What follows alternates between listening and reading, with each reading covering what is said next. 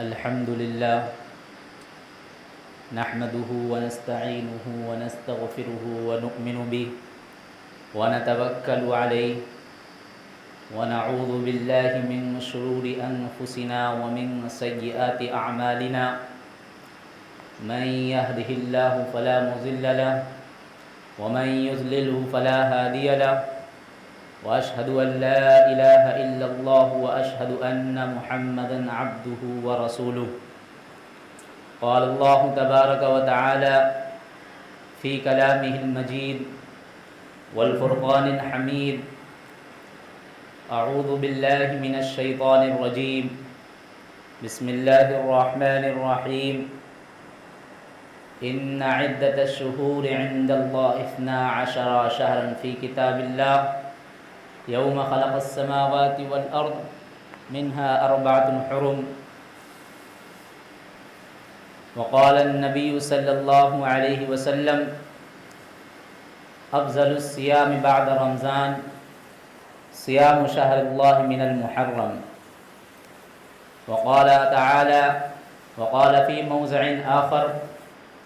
لوددت أن أقتل في سبيل الله ثم أحيا ثم أقتل ثم أحيا ثم أقتل ثم أحيا ثم أقتل اللهم صل على سيدنا ومولانا محمد وبارك وسلم اللهم صل على سيدنا ومولانا محمد وبارك وسلم اللهم صل على سيدنا ومولانا محمد وبارك وسلم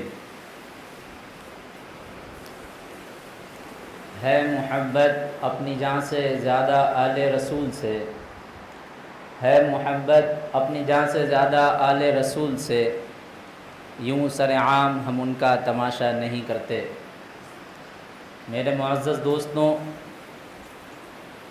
قابل قدر سامعین عظام، قابل قدر مصلیان عظام اور معزز سامعین کرام،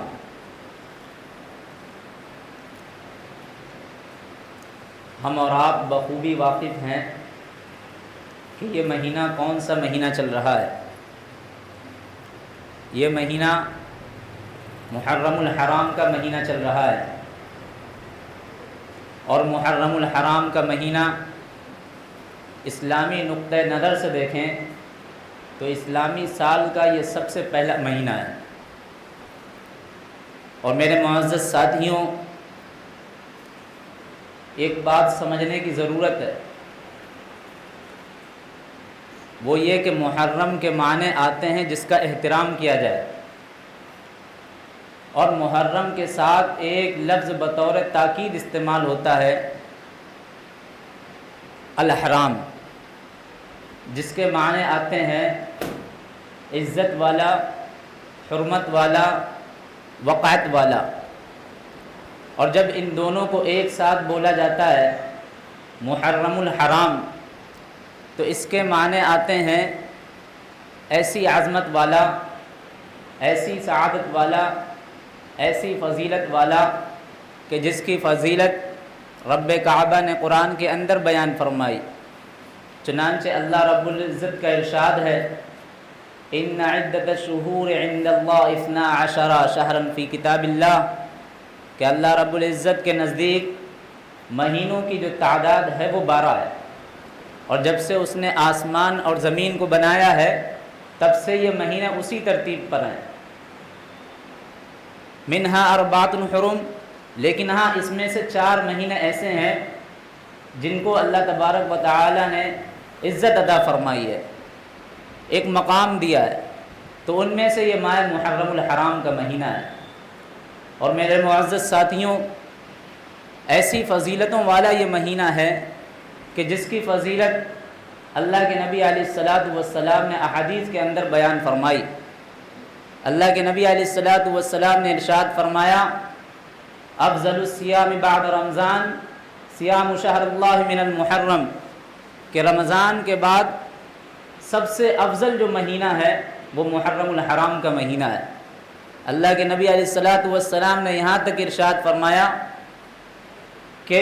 رمضان کے روزوں کے بعد سب سے افضل جس مہینے کے روزے رکھنا ہے وہ محرم الحرام کے ہیں۔ میرے معزز ساتھیوں، ایسا احترام والا مہینہ ہے جس کا احترام یہودی بھی کیا کرتے ہیں، ایسا احترام والا مہینہ جس کا احترام عیسائی بھی کیا کرتے ہیں، ایسا مکرم اور محترم مہینہ جس کا احترام مشرکین مکہ بھی کیا کرتے تھے۔ چنانچہ مشرکین مکہ بھی جب یہ مہینہ شروع ہوتا تھا تو اس مہینے کے شروع ہونے سے پہلے وہ اپنے آپسی لڑائی جھگڑے، آپسی اختلافات اور آپسی تنازعات اور فسادات جو ہوتے تھے وہ ان کو بند رکھا کرتے تھے۔ میرے معزز ساتھیوں، جب سے یہ دنیا بنی ہے اور جب سے یہ دنیا قائم ہے اور جب تک یہ دنیا قائم رہے گی اس وقت تک یہ مہینہ اپنی فضیلتوں، اپنی عظمتوں،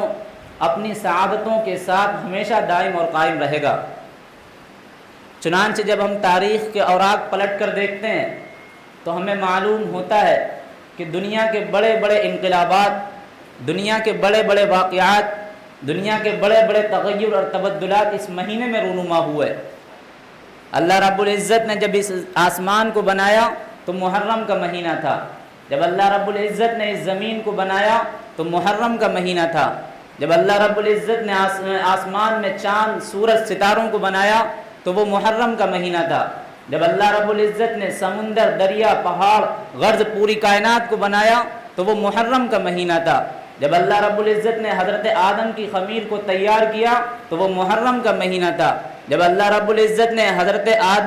اللہ رب العزت نے تمام فرشتوں کو حضرت آدم کی طرف سجدہ کرنے کا حکم دیا تو محرم کا مہینہ تھا، جب اللہ رب العزت نے حضرت آدم علیہ السلام کو اپنا خلیفہ بنا کر زمین پر بھیجا تو وہ محرم کا مہینہ تھا، اور جب اللہ رب العزت نے حضرت آدم کی توبہ قبول فرمائی تو محرم کا مہینہ تھا، اور جب اللہ رب العزت نے طوفان نوح کے ذریعے دنیا کے تمام کافروں کو ہلاک اور برباد کیا، رب لا تذر علی الارض من الکافرین دیارا کہہ کر کے جب زمین کو کافروں سے پاک صاف کیا تو وہ محرم کا مہینہ تھا، جب اللہ رب العزت نے دنیا کے سب سے بڑے توحید کے علمبردار اور سب سے بڑے بت شکن یعنی حضرت ابراہیم خلیل اللہ کو پیدا فرمایا تو وہ محرم کا مہینہ تھا، جب اللہ رب العزت نے آتش نمرود کو حضرت ابراہیم کے لیے گل گلزار بنایا تو محرم کا مہینہ تھا، جب اللہ رب العزت نے نمرود کو ایک مچھر کے ذریعے ہلاک کیا تو وہ محرم کا مہینہ تھا، جب اللہ رب العزت نے حضرت موسیٰ کو اور ان کی قوم کو فرعون کے ظالم سے نجات دلائی تو محرم کا مہینہ تھا، جب اللہ رب العزت نے حضرت یونس کو مچھلی کے پیٹ سے نکالا تو وہ محرم کا مہینہ تھا، جب اللہ رب العزت نے حضرت یوسف کو کنویں سے نکالا تو محرم کا مہینہ تھا، جب اللہ رب العزت نے حضرت یوسف کو مصر کا تاج تخت عطا فرمایا تو محرم کا مہینہ تھا، جب اللہ رب العزت نے حضرت سلیمان کو پوری دنیا کی سلطنت، پوری دنیا کی عظمت عطا فرمائی تو محرم کا مہینہ تھا، جب اللہ رب العزت نے حضرت ایوب کو مہلک بیماری سے شفا عطا فرمائی تو وہ محرم کا مہینہ تھا، اور جب اللہ رب العزت نے حضرت عیسیٰ کو دشمنوں سے بچا کر، ان ظالموں سے بچا کر زندہ آسمان پر اٹھایا تو محرم کا مہینہ تھا، اور اس سے بڑھ کر میرے عزیز ساتھیوں جب اللہ کے نبی علیہ الصلوۃ والسلام نے اپنی سب سے پہلی شادی فرمائی، سب سے پہلا آپ کا جو نکاح ہوا حضرت خدیجہ سے تو وہ محرم کا مہینہ تھا، اور جب اسلامی لشکر کے ذریعے حضرت عمر کے زمانے میں دنیا کی سب سے بڑی سپر پاور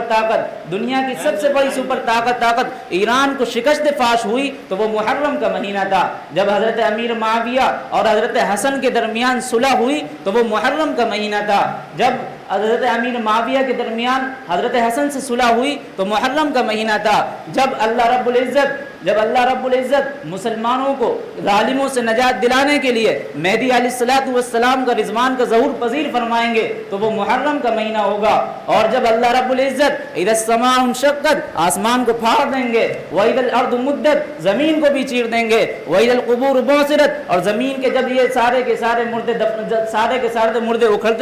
اکھڑ کے جائیں گے، فَإِذَا نُفِخَ فِي الصُّورِ نَفْخَةٌ وَاحِدَةٌ جب ایک سور پھونک دی جائے گی، ایک قیامت برپا ہو جائے گا، ایک زلزلہ آ جائے گا تو اس وقت کا جو دن ہوگا وہ محرم الحرام کا دن ہوگا۔ میرے معزز ساتھیوں، یہ محرم الحرام کا مہینہ اپنے اندر کس طرح فضائل اور برکات رکھتا ہے، اپنے اندر کس طرح جو ہے اتنے بڑے بڑے واقعات رکھتا ہے، لیکن آج افسوس کے ساتھ ایک مسلمانوں کا بہت بڑا طبقہ، مسلمانوں کی ایک بہت بڑی اکثریت، مسلمانوں کی ایک بہت بڑی جماعت اس مہینے کو منحوس سمجھتی ہے، اس مہینے کو نامبارک مہینہ سمجھتی ہے، اس مہینے میں بدشگونی سمجھتی ہے۔ وہ اپنے اس مہینے میں زیب و زینت اختیار کرنے کو، اچھا لباس اور خوبصورت لباس زیب تن کرنے کے لیے وہ برا سمجھتے ہیں، عورتوں کا اپنے شوہروں کے لیے بناؤ سنگار کرنے کا برا سمجھتے ہیں، حلال نہیں ناجائز سمجھتے ہیں، اور اس مہینے میں شادی بیاہ، سفر یا کوئی خوشی کی تقریبات نہیں کرتے ہیں کیونکہ وہ اس مہینے کو برا سمجھتے ہیں۔ میرے معزز دوستوں، ان کے نظریے کے مطابق اس مہینے میں حضرت امام حسین کی شہادت ہوئی، لہذا آپ کے اہل و عیال کو جو بڑی بے دردی سے شہید کیا، یقیناً ہم اس کا اعتراف کرتے ہیں۔ وہ ہماری تاریخ کا، اسلامی تاریخ کا ایک بدترین مثال واقعہ ہے، ایک بڑا دردناک اور المناک واقعہ ہے، لیکن کیا ان کی شہادت کی وجہ سے یہ مہینہ منحوس مہینہ ہو جائے گا؟ کیا ان کی شہادت کی وجہ سے اس مہینے میں کوئی مصیبت ہے؟ میرے معزز دوستو، میں آپ سے پوچھتا ہوں، اس مہینے کو بنانے والا کون ہے؟ اس مہینے کو پیدا کرنے والا کون ہے؟ اس دنیا جہان کو پیدا کرنے والا کون ہے؟ جب ہم اس کا جائزہ لیتے ہیں تو پتہ چلتا ہے اس مہینے کو بنانے والا اللہ رب العزت ہے، اس مہینے کو پیدا کرنے والا اللہ رب العزت ہے۔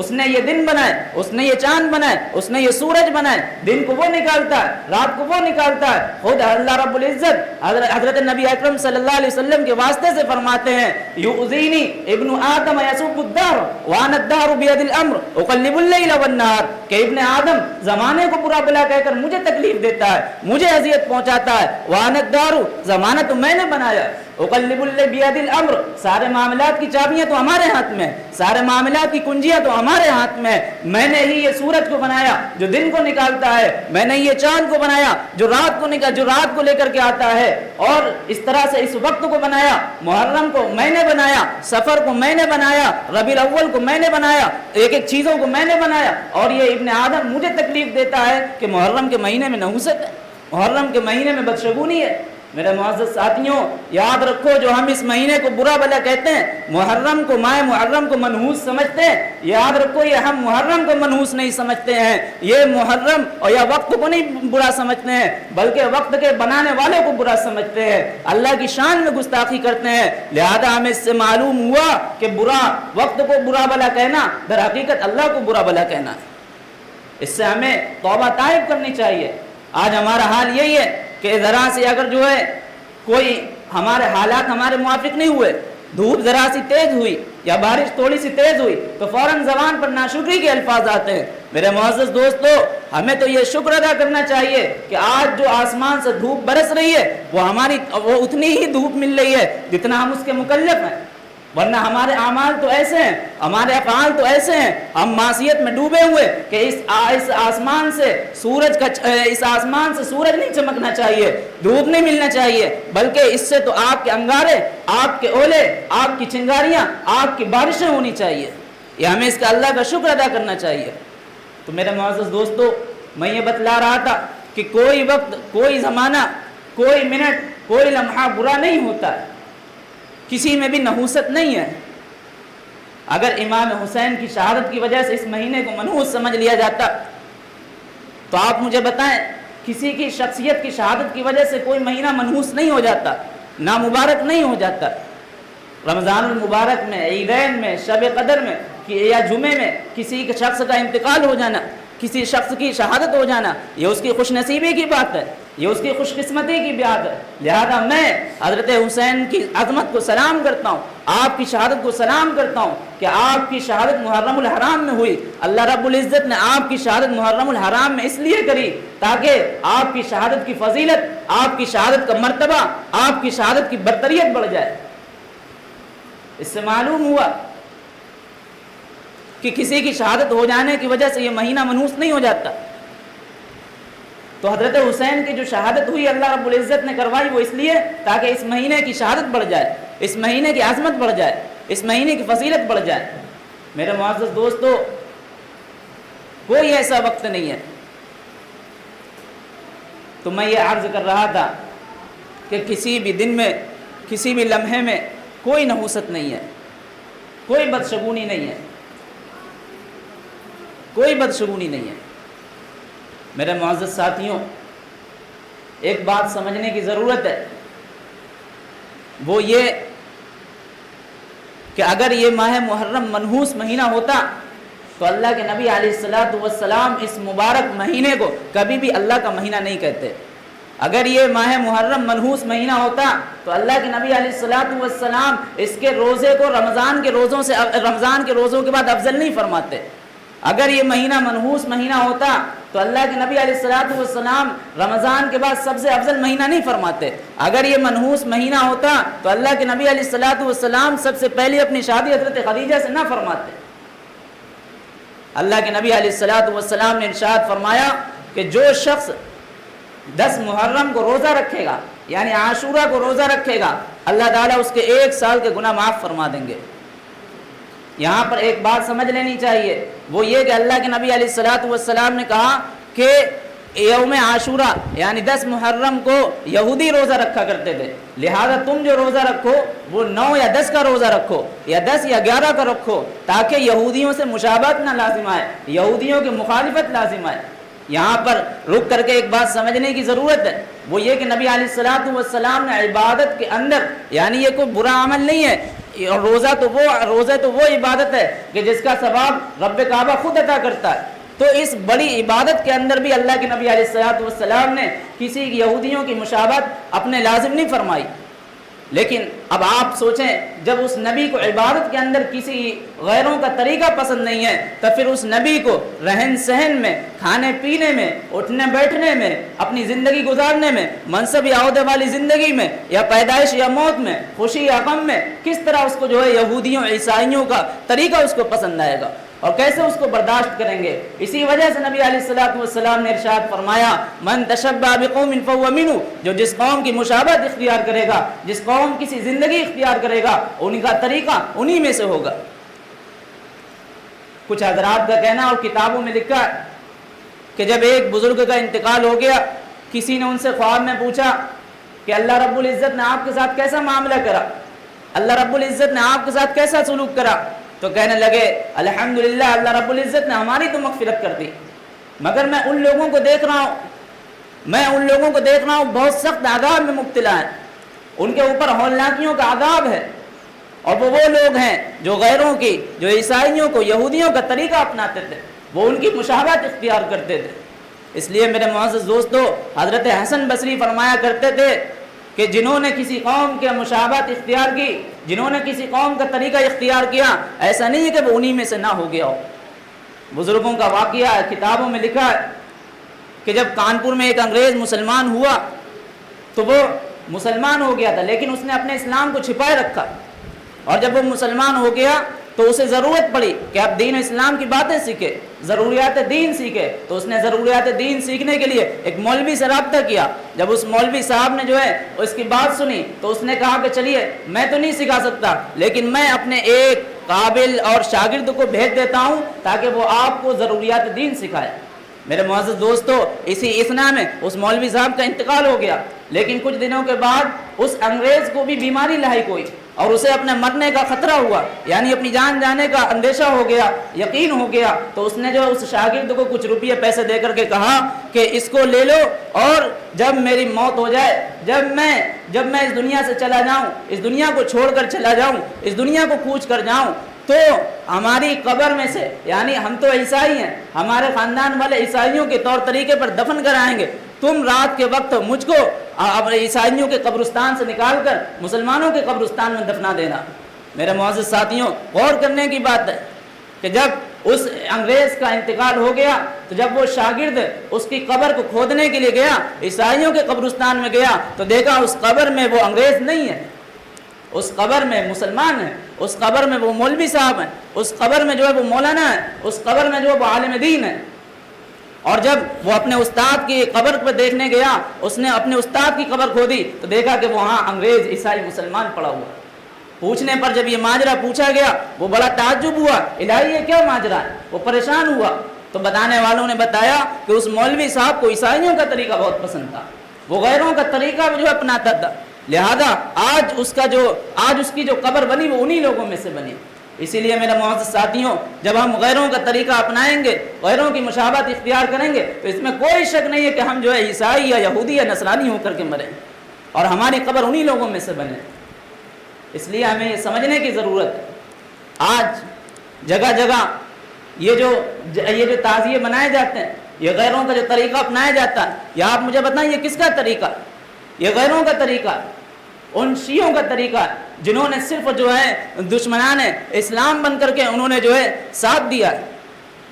آج ان کا طریقہ اپنانے کے لیے ہم جاتے ہیں، اور یاد رکھو جہاں کوئی شریعت کا گناہ ہوتا ہے تو وہاں پر یاد رکھو ہمارا جانا ناگریز ہوتا ہے۔ بہت سے لوگ یہ بات مجھے بتاتے ہیں کہ ہم تو کوئی عقیدگی میں نہیں جاتے ہیں، ہم تو صرف یوں ہی اس لیے چلے جاتے ہیں تاکہ انٹرٹینمنٹ مل جائے، ہمارے بچے خوش ہو جائیں۔ میرے معزز ساتھیوں، ہمارے حضور علیہ السلام نے ارشاد فرمایا، من کثر سعاد فهو منہ، جو جس قوم کی رونق بڑھائے گا، جس قوم کی تعداد کو بڑھائے گا، اس کا شمار بھی انہی میں سے ہوگا۔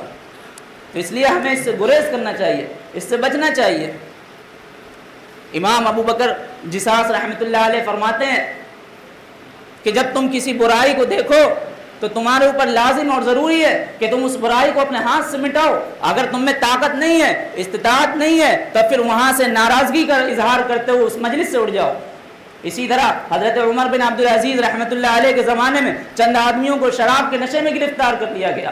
وہ شراب پیا کرتے تھے، اور جب ان کو گرفتار کیا، ان کو سزا دی گئی، تو ان میں ایک وہ شخص بھی تھا جو روزے سے تھا۔ اس نے شراب کو دیکھا ضرور، مگر وہ شراب کی طرف پینا تو دور، جانا بھی اس نے کبھی گوارا نہیں کرا، لیکن وہ روزے کی حالت میں رہا اور ان شرابیوں کے ساتھ بیٹھا کرتا تھا، ان کو کبھی نہیں روکتا تھا، ان کو کبھی نہیں منع کرتا تھا۔ تو حضرت عمر بن عبدالعزیز نے اس کو سزا دی۔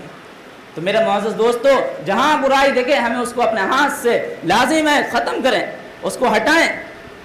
تو میں یہ عرض کر رہا تھا کہ محرم الحرام کا مہینہ کوئی منحوس مہینہ نہیں ہے، کسی کی شہادت کی وجہ سے کوئی مہینہ منحوس نہیں ہو جاتا جس کے لیے واویلا کرا جائے۔ امام حسین کی شہادت کی وجہ سے واویلا مچایا جائے، اپنے سینے کو، اپنے پیٹھ کو زخمی کرا جائے، اپنے بالوں کو نوچا جائے، ماتم کیا جائے، یہ کسی بھی طرف جائز نہیں ہے۔ اپنے بچوں کو فقیر اور ملنگ بنا کر کے گھمایا جائے اور غیروں کا طریقہ اپنایا جائے، اور اس کے ساتھ ساتھ میں یہ کہ اس مہینے میں کوئی شادی بیاہ نہ کرنا، یہ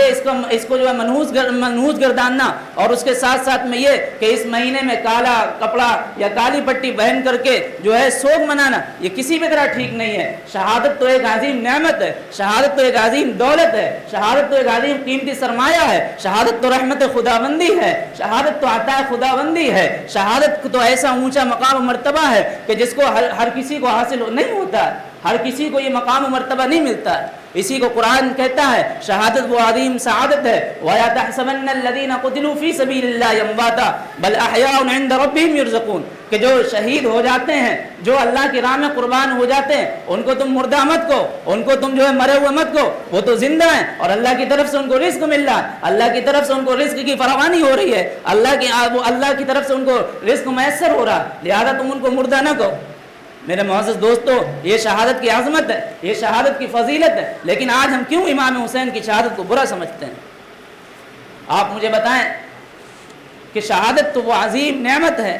شہادت تو وہ عظیم اور قیمتی سرمایہ ہے، شہادت تو وہ عظیم دولت ہے جس کی تمنا خود اللہ کے نبی علیہ السلام نے کی۔ اللہ کے نبی علیہ السلام شہادت کو مانگا کرتے تھے، لَوَدِدْتُ أَنْ أُقْتَلَ فِي سَبِيلِ اللَّهِ ثُمَّ أُحْيَا ثُمَّ أُقْتَلْ ثُمَّ أُحْيَا ثُمَّ أُقْتَلْ، اللہ سے کہتے تھے اے اللہ مجھے شہادت عطا فرما، اے اللہ مجھے شہادت کی موت عطا فرما، اور پھر میں شہید ہو جاؤں، پھر میں جو زندہ ہو جاؤں، پھر میں شہید ہو جاؤں، پھر میں زندہ ہو جاؤں۔ اللہ کے نبی علیہ السلام اس کو مانگا کرتے تھے، اور شہادت تو وہ عظیم دولت ہے، وہ عظیم دولت ہے کہ جب اللہ رب العزت کے یہاں جب تمام شہیدوں کا دربار لگے گا، جب تمام شہید جمع ہوں گے، جب تمام شہیدوں کو پکارا جا رہا ہوگا، تو اللہ رب العزت ان شہیدوں سے کہیں گے اے شہیدوں، تمہاری کیا خواہش ہے، تمہاری کیا مرضی ہے، تمہاری کیا چاہت ہے، تمہاری کوئی تمنا ہے؟ تو ان سے کہیں گے اگر کوئی تمہاری تمنا ہے تو بتاؤ۔ میرے معزز ساتھیوں، ان شہیدوں میں سے کوئی ایک شہید ایسا نہیں ہوگا جو یہ کہے گا اللہ رب العزت مجھے جنت میں فلاں قسم کے محل عطا فرما، مجھے جنت میں فلاں قسم کے باغات عطا فرما۔ کوئی ان میں سے ایسا شہید نہیں ہوگا، سب کی زبان پر یہی ہوگا اے اللہ میں تو بس صرف یہی آرزو کرتا ہوں، میں تو تجھ سے بس یہی مانگتا ہوں کہ ایک بار پھر مجھے دنیا میں بھیج دے، پھر میں شہید ہو جاؤں، اور پھر جو ہے اس کا اپنی گردن کٹوانے کا تجربہ میں مزہ چکھوں۔ یہ شہیدوں کی آرزو ہوتی ہے۔ میرے معزز ساتھیوں، اب آپ سوچو کہ یہ شہادت کس طرح جو ہے مصیبت ہو سکتی ہے۔ شہادت تو ایک نعمت ہے، شہادت وہ عظیم دولت ہے جس کو صحابہ کرام مانگا کرتے تھے، جس کو تمام پیغمبر مانگا کرتے تھے، جس کو تمام ولیوں نے مانگا، تمام جو ہے سلف صالحین نے مانگا۔ یہ تو ان کا وتیرہ رہا ہے۔ حضرت عمر بن خطاب یہ کہا کرتے تھے، ہر وقت دعاؤں میں مانگا کرتے تھے، لَوَدِدْتُ أَنْ أُقْتَلَ فِي سَبِيلِ اللَّهِ ثُمَّ أُحْيَا ثُمَّ أُقْتَلْ ثُمَّ أُحْيَا ثُمَّ أُقْتَلْ۔ یہ کہا کرتے تھے، اللہم ارزقنی شہادہ، اللہم ارزقنی شہادہ، اللہ مجھے شہادت عطا فرما، اللہ مجھے شہادت عطا فرما اور رسول کے شہر میں موت نصیب فرما۔ چنانچہ دیکھیں آپ، اللہ رب العزت نے حضرت عمر بن خطاب کی دعا کو قبول فرمایا۔ میرا معزز ساتھیوں، شہادت کوئی نعمت نہیں ہے۔ شہید تو وہ آدمی ہوتا ہے جس کو بظاہر لگتا ہے کہ ہم جو ہے اب اس دنیا سے ہماری زندگی ختم ہو رہی ہے، لیکن اس کی اب اصلی زندگی شروع ہو رہی ہے، اس کی اب جو ہے ابدی زندگی شروع ہو رہی ہے۔ اسی لیے میں کہتا ہوں کہ شہادت ایک نعمت ہے، شہادت ایک قیمتی دولت ہے، شہادت وہ عظیم سعادت ہے جس کی تمنا انبیاء نے کی ہے، جس کی تمنا صحابہ کرام نے کی ہے، جس کی تمنا جو بزرگان دین نے کی ہے۔ اور کسی کی شہادت کی وجہ سے کوئی مہینہ منحوس نہیں ہو جاتا۔ ہم میں سے اکثر یہ لوگوں کا ہے کہ محرم الحرام امام حسین کی وجہ سے شہید وہ منحوس مہینہ ہے۔ نہیں میرے معزز ساتھیوں، اگر ہم اس طرح کسی کی شہادت کو دیکھیں گے تو آپ مجھے بتائیں، اگر جو ہے اس مہینے میں ماتم کرنا جائز ہوتا، اس مہینے میں جو ہے گریہ زاری کرنا جائز ہوتا، اگر اسلام میں ماتم کی اجازت ہوتی تو اسلام میں سب سے پہلے حضرت امیر حمزہ جو سید الشہداء ہیں، جن کو اللہ کے نبی علیہ السلام کے جو چچا ہیں، ان کی شہادت پر آپ صلی اللہ علیہ وسلم ضرور ماتم کرتے۔ اگر اسلام میں ماتم کی اجازت ہوتی تو باقی صحابہ کرام آپ علیہ السلام کی وفات پر ضرور ماتم کرتے، 12 ربیع الاول پر ضرور ماتم کرتے۔ اگر اسلام میں ماتم کی اجازت ہوتی تو باقی صحابہ کرام حضرت عمر، حضرت عثمان غنی کی شہادت پر ضرور ماتم کرتے۔ اگر اسلام میں ماتم کی اجازت ہوتی تو آپ دیکھیں حضرت علی بن ابی طالب کی وفات پر حضرت حسنین کریمین ضرور ماتم کرتے۔ اگر جو ہے اسلام میں ماتم کی اجازت ہوتی تو آپ دیکھیں کہ جو حضرت حسین رضی اللہ تعالیٰ عنہ حضرت حسن کی شہادت پر ضرور ماتم کرتے۔ اگر اسلام میں ماتم کی اجازت ہوتی تو حضرت حسین کا باقی جو لوگ بچ گئے تھے، جو اہل بیت ہیں، حضرت زینب ہے، وہ ضرور ان کا ماتم کرتی۔ تو اس سے پتہ لگا کوئی بھی ایسا دن، کوئی بھی ایسا لمحہ، کوئی بھی ایسا مہینہ، کوئی بھی ایسا ہفتہ نہیں ہے جس میں کسی نہ کسی عظیم لوگوں کی شہادت نہ واقع ہوئی ہو۔ لہذا اگر ہم اس طرح ماتم کریں گے تو پھر